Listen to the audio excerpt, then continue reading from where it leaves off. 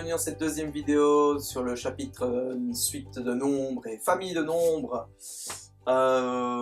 Deuxième vidéo un tout petit peu plus compliquée que la première, là où la première tu pouvais faire un peu, tu pouvais résoudre ces problèmes-là un peu à l'instinct. Je suis même sûr que tu aurais réussi, que tu réussirais ces questions-là au CE1D même sans préparer l'examen ou même sans avoir vu ma vidéo, ni même peut-être sans aller à l'école. C'est pour ça que tu dois pas aller à l'école. Va à l'école. Fais des études. Enfin non, fais pas à l'école et puis fais ce que tu veux. Tu n'es pas obligé de faire des études. Si t'as pas envie, bah, si t'accomplis autrement. Bref, je suis pas ton coach. Enfin si, mais je suis ton coach de maths, pas ton coach de vie. Ici, concernant les familles de nombres, il y a un peu de base théorique à avoir. Je dis pas que tu dois étudier des choses, la théorie par cœur, hein, les choses théoriques par cœur. Mais c'est pas mal si, ce serait pas mal si tu avais en tête quand même 2-3 trucs pour élaborer les expressions algébriques qui représentent les familles de nombres. Pour ça, je vais t'expliquer un peu comment on fait, hein, quel est le schéma mental que tu dois élaborer dans ta petite tête, ou dans ta grande tête, si tu as une grande tête, pour pouvoir exprimer ce type de nombre ici algébriquement. Bah, alors, je vais le faire avec toi, comme ça tu vois d'où ça vient. Et puis, on parlera un petit peu de 2-3 autres petites choses. Et puis, le spoiler CE1D. Spoiler. Premièrement, comme tu le sais, hein, on est dans la partie algèbre, et donc dans la partie algèbre, on va utiliser lettres qui sont censées représenter des nombres qui peuvent valoir un peu n'importe quoi. D'accord? Pour pouvoir parler de certains nombres précisément, on va utiliser une expression algébrique, une expression littérale un peu particulière. Et donc, par exemple, si je veux représenter algébriquement l'ensemble des nombres pairs, je vais devoir trouver une caractéristique commune à tous ces nombres pairs et traduire ça mathématiquement. Ben, caractéristique commune à tous les nombres pairs, c'est que ce sont tous des nombres qui sont dans la table de 2. Et la table de 2, elle s'écrit comment? Si tu te souviens de tes petits carnets à l'école primaire, c'était 2 fois 1, 2. 2 fois 2, 4. 2 fois 3. Bon, je te la fais pas, c'est toujours 2 fois quelque chose. Donc c'est toujours 2 fois quelque chose. Et ce quelque chose ici, on va l'appeler n. N pour nombre. On aurait pu l'appeler A, X, Y, M, W', peu importe, une lettre, d'accord? Traditionnellement, on utilise N parce que c'est la première lettre du nombre, du mot nombre, hein, la première lettre du mot nombre, donc c'est 2 fois le nombre. Si tu fais 2 fois n'importe quel nombre entier, hein, je dirais même n'importe quel nombre naturel, ben, tu auras un nombre pair, et donc ce nombre fera partie de la famille des nombres pairs. Ok, c'est comme ça que je construis mon expression algébrique. Je vais, pour ma deuxième catégorie, ben, les nombres impairs, je vais essayer de me dire, tiens, quelle est la caractéristique des nombres impairs? Est-ce qu'ils sont tous dans la même table de multiplication? Non, ça marche plus. Par contre, je vais peut-être illustrer par un exemple. Je regarde un peu, je vais faire ma liste de nombres impairs, c'est 1, 3, 5, 7, ok. Et je vois qu'en fait, c'est à chaque fois les nombres entre 2, 4, 6, 8, entre mes nombres pairs, hein, tu vois, c'est toujours le premier nombre impair, eh bien, il est juste il a 1 en moins que mon premier nombre pair. Mon deuxième nombre impair, c'est 1 en moins que mon deuxième nombre pair. Bah, tu l'as compris, hein, t'es pas un idiot, t'es pas une idiote, t'as compris que mes nombres impairs, en fait, je vais partir de mes nombres pairs et je vais enlever 1. Ok, donc, j'hésite pas non plus, hein, pour écrire, on verra un peu dans la deuxième partie de la vidéo, pour écrire algébriquement, représenter algébriquement une famille de nombres, je peux partir d'une famille de nombres dont je connais déjà l'expression algébrique. Ok, le reste, hein, ici, c'est un peu bateau, je te les donne pour dire deux. La suite, les familles des nombres carrés, les carrés de, hein, les carrés de, bah c'est le carré de 1, le carré de 2, le carré de 3, à chaque fois le nombre, on va élever le nombre au carré, parce que ça marche pas qu'avec des multiplications, ou, hein, ça marche aussi avec des puissances, et donc si ça marche avec des puissances, il n'y a pas de raison pour que mon nombre soit forcément à la base, il peut être exposant. Si par exemple la puissance 2, ben, la liste des puissances de 7, eh bien, ce sera 7 exposant n. Hein, n peut valoir n'importe quoi, hein, si n vaut 4, ce sera 7 exposant 4, le nombre 7 fois 7 fois 7 fois 7, et il est dans la liste, la famille des nombres de la puissance de 7. Donc ce sera 7 exposant n, 12 exposant n, 74 exposant n. À chaque fois, j'ai la famille des puissances de 12, la famille des puissances de 74, etc., etc., etc. Même chose pour les multiples de, là, je reprends de 7, 12 et 24. Si je veux avoir les multiples de 7, j'aurai 7n. Les multiples de 12, j'aurai 12n. Les multiples de 74, j'aurai 74n. Cette dernière catégorie, elle est assez importante parce qu'elle va revenir souvent dans tes exercices, dans les exercices que tu auras.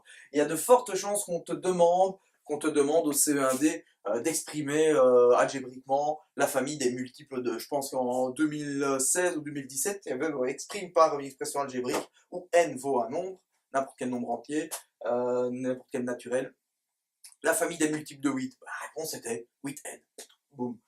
Donc les multiples de, et c'est en lien avec les nombres pairs. Les pairs, c'est les multiples de 2, donc j'ai fait 2 fois n. Je veux la liste des multiples de 12, 12n.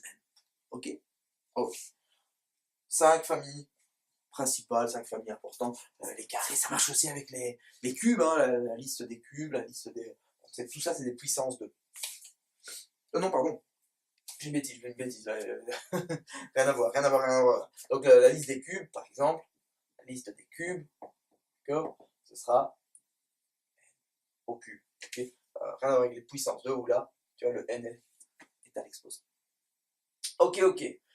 Deuxième partie, augmenter, diminuer et autres, je pourrais mettre et autres petites subtilités ou subtilités mathématiques. Eh bien, tout ça, ça se combine, d'accord? On peut augmenter ou diminuer. Ah, par exemple, mais si je veux les multiples de 7 augmenter de 4, eh bien, ce sera tous mes nombres qui sont dans ma table de 7 plus 4, d'accord? Donc, augmenter, diminuer. Donc, les multiples de 7, par exemple, multiple de 7, tu remarques comment j'écris dans l'urgence, c'est beaucoup moins lisible.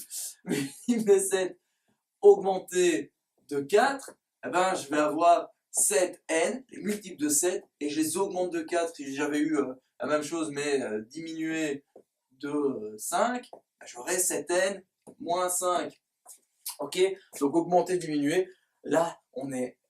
c'est ultra important que tu connaisses ton vocabulaire. Je te rappelle un peu la toute première vidéo du site, le 1.1, le vocabulaire des 5 opérations. On est dans le même topo là, il faut connaître, il faut que tu parles français, il faut que tu maîtrises bien le français, il faut que tu saches que augmenter 2, ça veut dire faire plus, diminuer 2, c'est faire moins.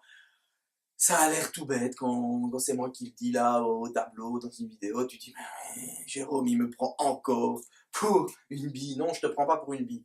Dans le cadre d'un examen, tu as ton examen, tu vas te dire oh, c'est pas français, c'est chinois, que ça veut dire, oh, ça m'énerve, tu passes à la suite. Et alors que tu avais une question ultra facile, tu passes à la suite alors que c'est super simple. D'accord? Même chose avec les consécutifs.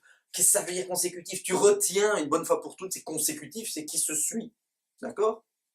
Qui se suivent, deux nombres sont consécutifs, pardon, s'ils se suivent. Et là, il faut un peu réfléchir. Donc, par exemple, et là, je vais le mettre dans la catégorie CE1D parce que ça tombe quasiment chaque année. Tu veux écrire deux nombres consécutifs. Bah, si le premier, c'est n, hein, bah, le deuxième, ce sera le suivant, bah, n plus 1. D'accord? Ça, ce sont deux nombres consécutifs. Ah, le problème, c'est que ça se mélange, tout ça.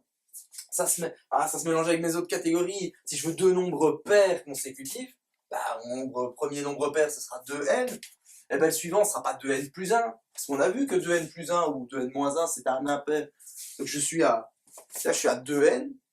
Le suivant, je dois pas prendre l'impair, je dois hop. Tu as remarqué le petit pas de danse. Donc je dois sauter un truc, c'est 2n plus 2. D'accord? 2n plus 2.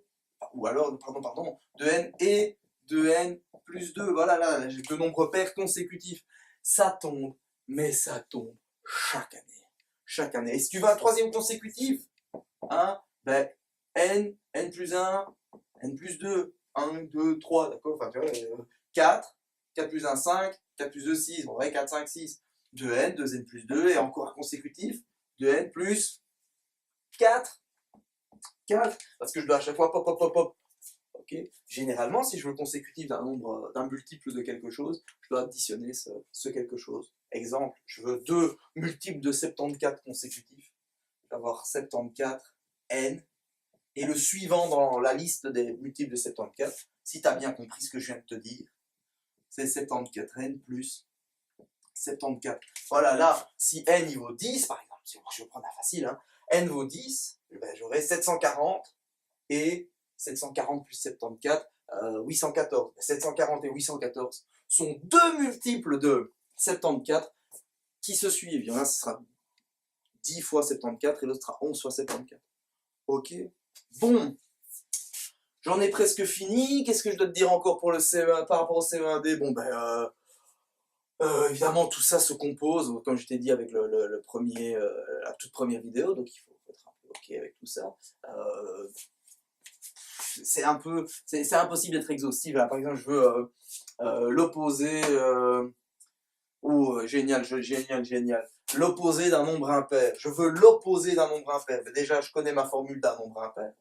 Et je vais l'opposé de ça. L'opposé de ça. Paf! Boum! L'opposé d'un nombre impair, c'est ça. Et puis, ben, on a vu dans la vidéo sur l'extension des règles de l'arithmétique à l'algèbre, ben ça, si je fais rentrer mon moins dans la parenthèse, si je distribue mon moins, j'aurai moins 2n plus 1. C'est-à-dire moins 2n plus 1, à condition que n soit un nombre naturel. Eh bien, ça me fera un nombre impair négatif, l'opposé d'un nombre impair. Ok. Bon, j'espère que ça a été assez clair. N'hésite surtout pas à t'exercer à faire ce genre d'exercice. Il y en a qui sont disponibles en téléchargeant la fiche d'auto-évaluation. Tu peux aller voir les anciennes versions du CE1D, tu vas voir, ces exercices sont assez simples. Mais il faut en faire 10 pour être à l'aise, d'accord? Ou 10, 15, 20, il faut en faire plein. Ok? Bon, là-dessus, je te dis à bientôt pour une prochaine vidéo.